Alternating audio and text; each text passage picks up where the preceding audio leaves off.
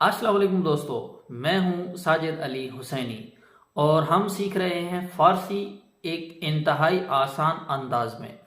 آج ہم ایسے الفاظ، ایسے حروف پڑھیں گے جو کہ ہر جملے میں، ہر کلام میں استعمال ہوتے ہیں۔ جیسے کتاب میز کے اوپر ہے، کتاب میز کے نیچے ہے، کتاب بیگ کے اندر ہے۔ لہٰذا یہ تین مقام استعمال ہو گئے، ایک کے لیے را اور واو، اسی طرح نیچے کے لیے زیر، اردو میں ہم زیر کہتے ہیں لیکن فارسی میں زیر کہتے ہیں۔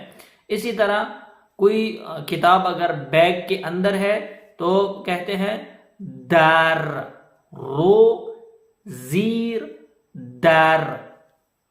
رو کو اگر ہم محلی لینگویج میں فارسی میں جب بولتے ہیں تو رو کے ساتھ، را اور واو کے ساتھ چھوٹی یا لگاتے ہیں، روئی۔ ابھی ہم چند ایک مثالیں دیکھ لیتے ہیں، چند ایک جملے بنا لیتے ہیں جس سے ہمیں تھوڑا بہت اندازہ ہو جائے گا کہ ہم نے کیسے پڑھنا ہے۔ نمبر 1، زربین روی کتاب است، روی کتاب است۔ زربین وہ عدسہ، وہ شیشہ جس کے ذریعے بعض لوگوں کی نظر کمزور ہوتی ہے تو وہ دیکھتے ہیں۔ زربین روی میز است، زربین روی کتاب است۔ عدسہ کتاب کے اوپر ہے، میز کے اوپر ہے۔ طاؤس در باغ است، طاؤس در باغ است۔ طاؤس کہتے ہیں مور کو، مور باغ کے اندر ہے، باغ میں ہے۔ روزنامه زیر کتاب است، روزنامه زیر کتاب است۔ اخبار کتاب کے نیچے ہے۔ ساعت روی میز است، ساعت روی میز است۔ گھڑی میز کے اوپر ہے۔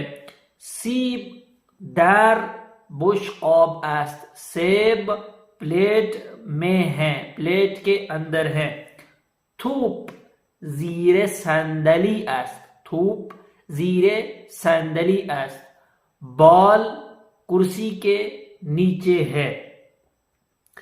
غذا در بشقاب است، غذا در بشقاب است۔ کھانا پلیٹ میں ہے، پلیٹ کے اندر ہے۔ طوطی روی درخت است، طوطی روی درخت بھی بعض لہجوں میں ہے، درخت بھی بعض لہجوں میں ہے، لہذا زیادہ تر درخت استعمال ہوتا ہے۔ طوطی روی درخت است، طوطا درخت پر بیٹھا ہے، درخت کی ٹہنی پر، درخت کی شاخ پر بیٹھا